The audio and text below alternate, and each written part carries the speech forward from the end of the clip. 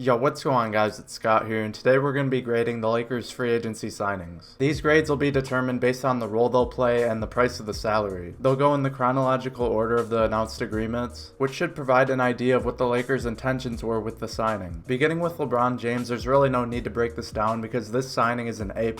What was a team that was plagued by injuries all season and still managed to win 35 games will now be a team that's led by the best player in the league who took a roster as horrendous as the Cavs to the NBA Finals. He automatically gives the Lakers at least an extra 15 wins in a playoff position for next season. He'll put the spotlight on the young guys and we'll all get to see what they're made of in the playoffs. Without the signing of LeBron, it would have been very difficult for the Lakers to get even the 8th seed in the West, considering it took 47 wins for the Timberwolves to get the 8th seed last season. There's always going to be repercussions to signing LeBron, like early chemistry issues and his passive aggressiveness. But if the Lakers can get past that, this is without a doubt the best signing they can make. Next is caldwell-pope. He's not really a new signing, but I'm including him in this because it seemed unlikely at first that he'd be re-signed, because the Lakers wanted to sign Paul George. Now, since the Lakers re-signed KCP immediately after signing LeBron, it makes perfect sense for the Lakers to bring him back, because if there was one position they were somewhat lacking in besides center, it was shooting guard. He can do everything any LeBron-led teams need, and that is to knock down catch-and-shoot threes and lock down the best backcourt player on the opposing team. Since he has the agency connection with LeBron, and a season of experience with the Lakers' young core, he fits right into any system the Lakers run next season. The only real issue I can see with this signing is that he took away $12 million in cap space as soon as they got LeBron. This can be an exception though, because it's hard to find good two-way players in the league like KCP willing to take one-year deals. Overall, the grade on signing KCP is an A-.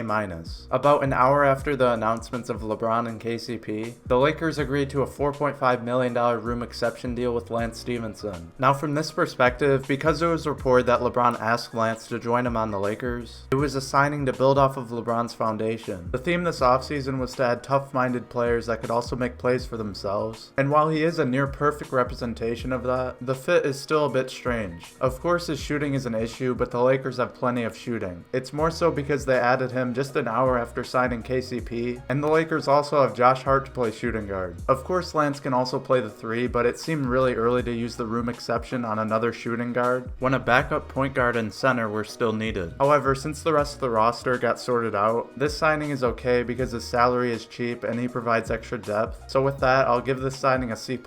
His grade could easily become an A though if he gets consistent minutes and becomes a fan favorite. Right after the Lance announcement, JaVale McGee agreed to a minimum deal with the Lakers. At first, it looked like the Lakers were just trying to form the meme team, but he's also a guy that makes some sense as the Lakers needed a guy that could catch lobs and protect the rim. The only problems with this signing is he's the only center on the roster with really any experience, and they could have maybe found someone else while they still had cap space. Ivica Zubac barely played last season and Mo Wagner is a rookie. JaVale will have to play a lot more minutes than he's played the last couple seasons, and a guy like Nerlens Noel was still on the market and he took a minimum deal with the Thunder. It doesn't really matter too much, JaVale will provide what the Lakers needed, so from that standpoint, this signing is a B-. The Rondo agreement came just one day after the mob of free agents that were announced, and it also happened just after the Lakers renounced Julius Randle. Rondo signed a one-year $9 million deal, which was the same first-year price as Julius Randle, and at the time it seemed wrong to let Julius go just to get a backup point guard. However, after having time to process this, it makes a lot of sense. Julius may have been cheap, but his role would have been very different because of LeBron, as he wouldn't have gotten nearly as many touches and post-up opportunities. Rajon Rondo is almost the perfect mentor for Lonzo, as he has a great basketball IQ and has championship experience. The only issue I have with this signing is that he cost $9 million, which could have been a lot less, but there's also the potential that the Pelicans would re-sign him. He is a perfect backup point guard to Lonzo, which would have made this signing an A, but the price of the deal makes it a B. For the final roster spot, the Lakers signed Michael Beasley to a one-year $3.5 million deal. He provides front-court depth and bench scoring that will always be needed. There's a possibility that he won't be in the rotation, and we'll have to see how that works out during preseason, but the Lakers really couldn't go wrong with this signing. Because it was a cheap deal and he provides instant offense and short spurts of playing time, this signing was an A. That's all the free agency signings for the Lakers, and I assume there won't be any more. Let me know your thoughts on these grades, and if you want to see more Lakers content from me, then make sure you subscribe if you haven't already. And leave a like if you enjoyed, and thanks for watching.